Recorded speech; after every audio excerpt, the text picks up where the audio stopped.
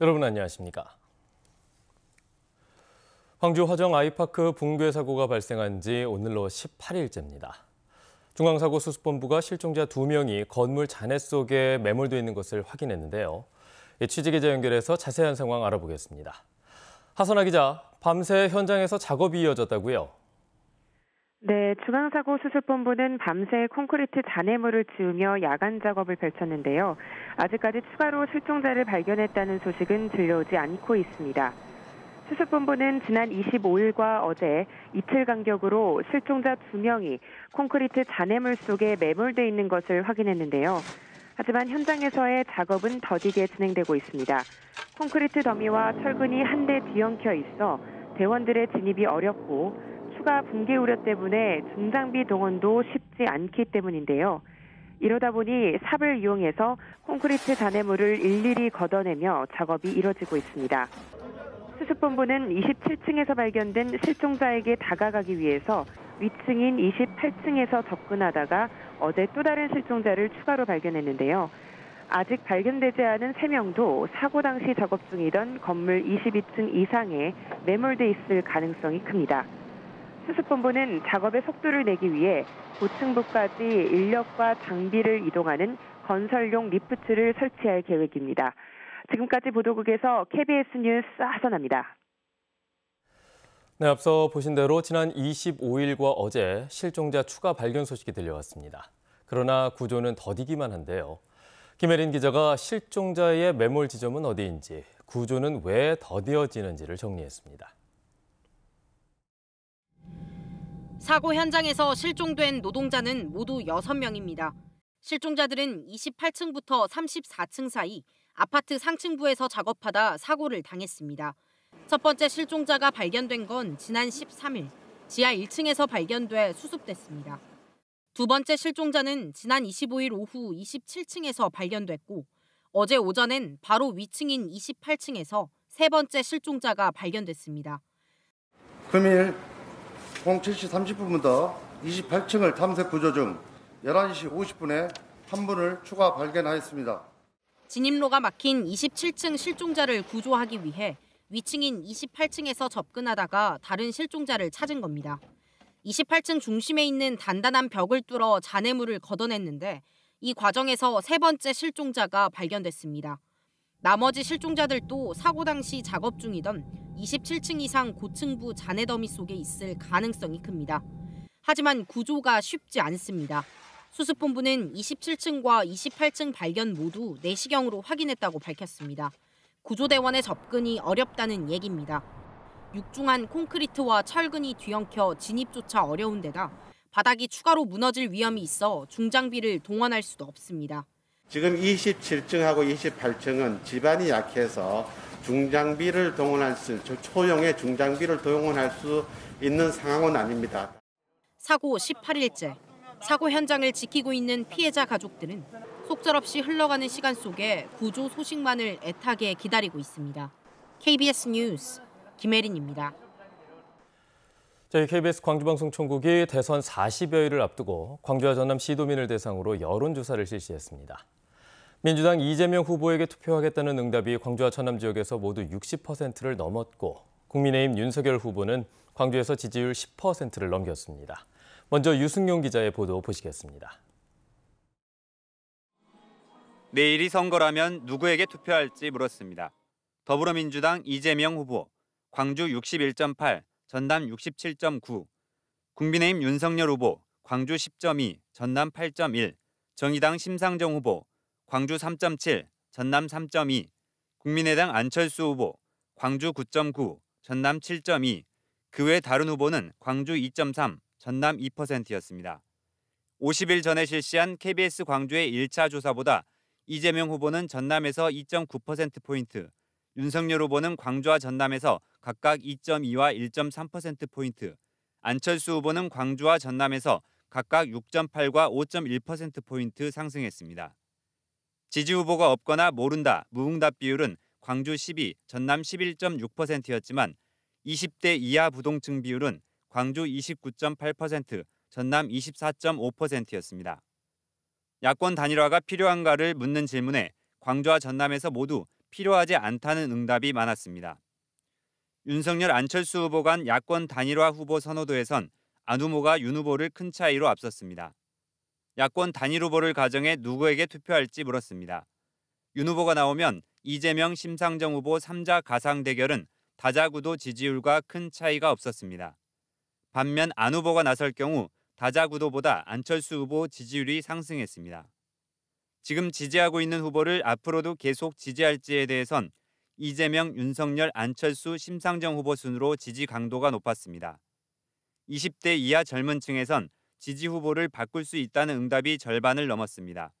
당선 가능성에 대해선 이재명 후보 광주 전남 70.7%, 윤석열 후보 광주 14.1%, 전남 12.3%였습니다.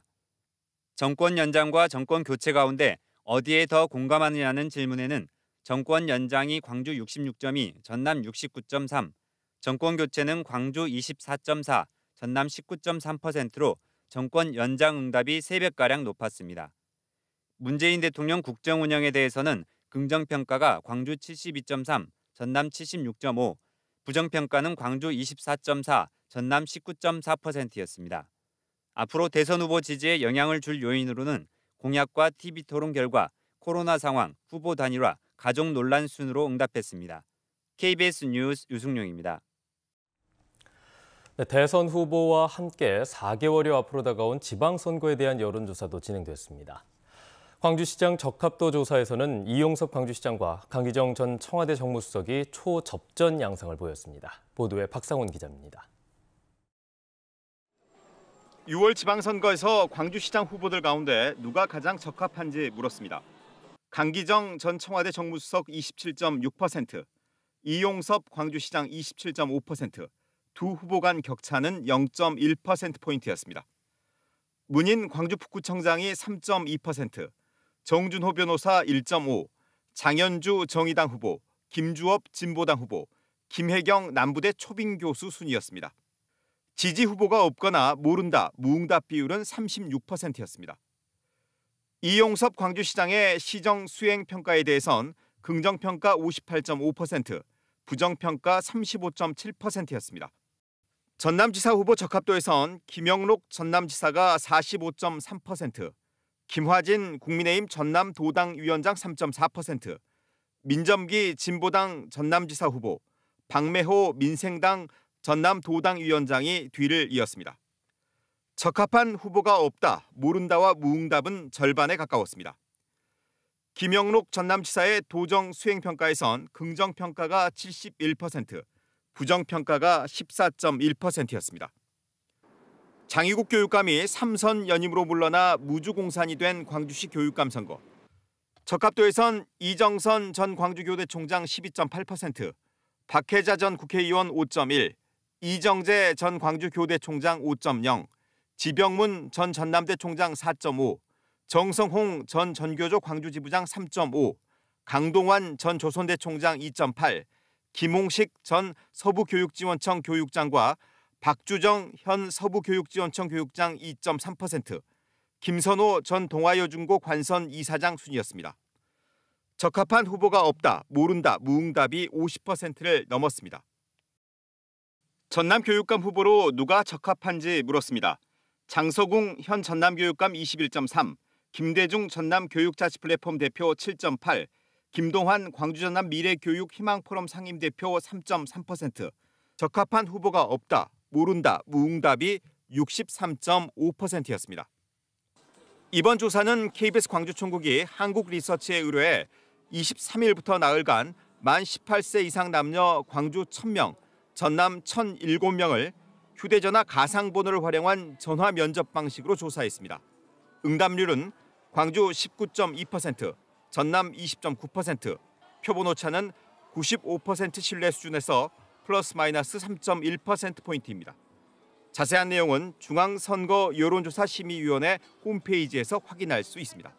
KBS 뉴스 박상훈입니다.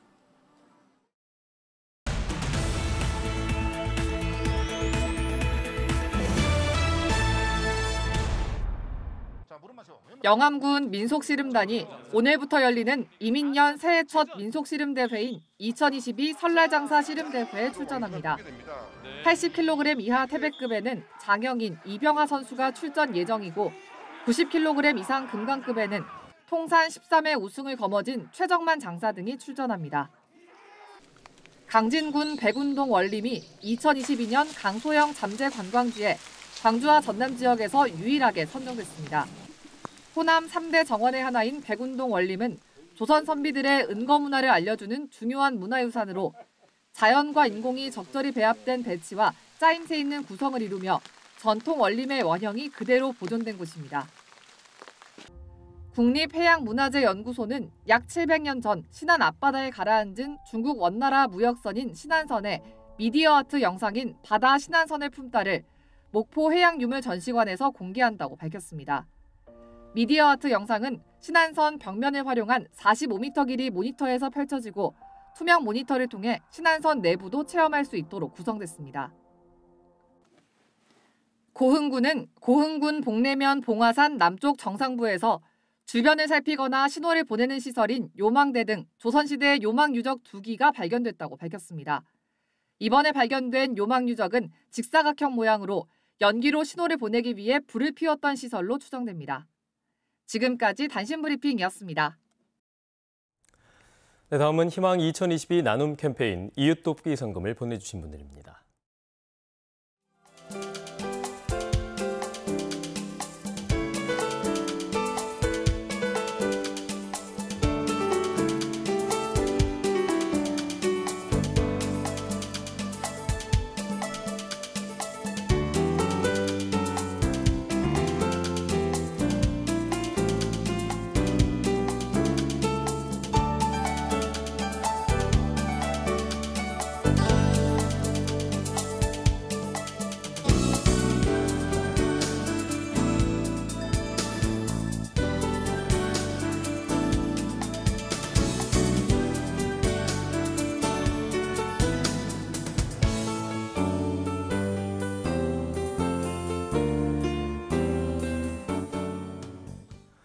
오늘 새벽 6시 46분쯤 고흥군 도영읍 부근 해역에서 규모 2.3의 지진이 발생했습니다.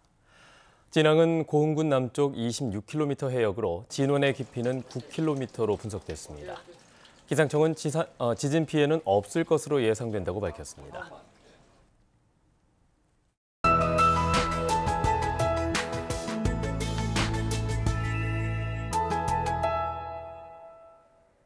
아침 저녁으로 공기가 차가워졌습니다. 광주의 아침 최저 기온이 영하 1.4도로 어제보다 조금 더 낮은데요. 찬바람의 체감 온도는 더 낮으니까요. 옷차림 따뜻하게 하셔야겠습니다. 동부 지역을 중심으로는 점차 건조해지고 있습니다. 여수와 순천, 광양 이렇게 3개 지역에 건조주의보가 발효 중입니다. 바람도 약간 강하게 불고 있어서 산불 등 화재 예방에 더욱 신경 쓰셔야겠습니다. 설 연휴 기간 동안에는 대체로 맑은 날이 많겠지만 당일인 화요일에는 중부와 호남을 중심으로 눈이나 비가 내리겠고요. 수요일부터는 찬바람이 불고 추워지겠습니다. 다음 자세한 지역별 날씨입니다. 오늘 가끔 구름 많겠고요. 아침 기온은 나주가 영하 4도, 화순이 영하 5도로 어제와 비슷하거나 1도가량 낮고요. 한낮 기온 담양이 6도로 낮 기온도 어제보다 1에서 3도가량 낮겠습니다. 광양이나 최고 기온 9도, 여수 8도로 동부 지역은 어제보다는 기온이 낮겠지만 그래도 비교적 포근하겠습니다.